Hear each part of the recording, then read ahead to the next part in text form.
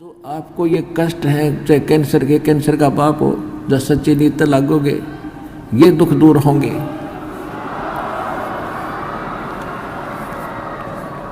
जब आपको सिद्ध कर दिया कबीर इज गॉड, और गॉड के नहीं कर सकता, भगवान सब कुछ कर सकता है, लेकिन आप उससे फल प्राप्त करने के लिए लाभ प्राप्ति के योग्य बनना पड़ेगा।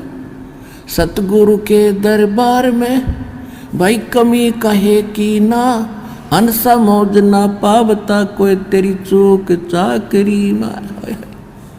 अब ये भी देखते हैं, आप सुनते इंटरव्यू, आशीर्वाद से ठीक हो गए, घर पे ही प्रार्थना की थी, नाम भी ना लिया, वहीं से मालिक पहुंच गए और वहीं से सुख देने शुरू कर दिए। और चुप कोई कह रहे हैं मैं 4 बार आ लिया जी, कुछ राहत नहीं मिल रही, तो बताओ उसने के जवाब दूँ मैं, भाई हो जाएगा, लगा रहे। इसके भी 2 कारण होते हैं। जैसे एक तो दीर्घ रोगी हो, डॉक्टर के पास जाता है, डॉक्टर उसको एडमिट भी करता है और लगभग 6 महीने का ट्रीटमेंट करना पड़ता है, तो वो स्वस्थ होता है, लेकिन हो जाएगा कि वो ट्रीटमेंट सही है और एक इंजेक्शन और 2 टेबलेट में ठीक हो गया। ये वो न्यूके जी मैं क्यों ना ठीक हो यार, वो तो एक कबर आया थोड़ा स्वस्थ हो गया।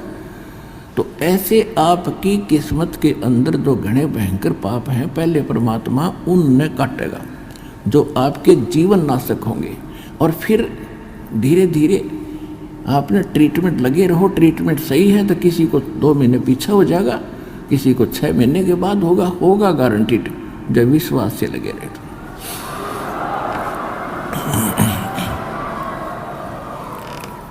तो परमात्मा ने ये इसलिए किया है कि हमारा जो मूल उद्देश्य है आपकी मुक्ति कराना।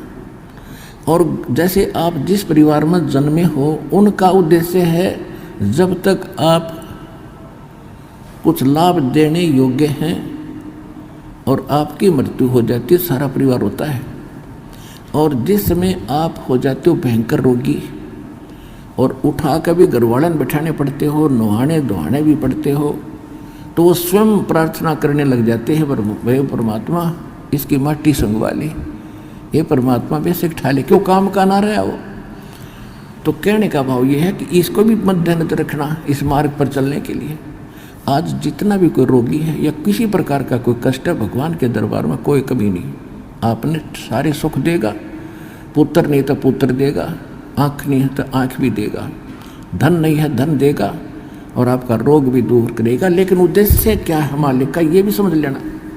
अगर आप उस पर खरे नहीं उतरोगे, मोक्ष कराने का उद्देश्य आपका नहीं होगा, तो फिर आपको वो थोड़ा बहुत जैसा करोगे वो मिल जरूर जाएगा, लेकिन ऑल इन वेन रहेगा, व्यर्थ हो जाएगा।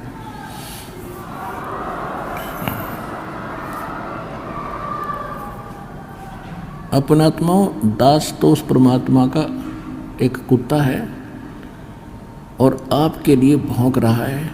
आप धनी हो उस, और आपको जगाने के लिए बार बार प्रयत्न कर रहा हूँ, और जो जाग गया इस मार्ग पर लाग गया, बेड़ा पार हो जाएगा, उसका सारा धन बच जाएगा और सदा सुखी रहेगा।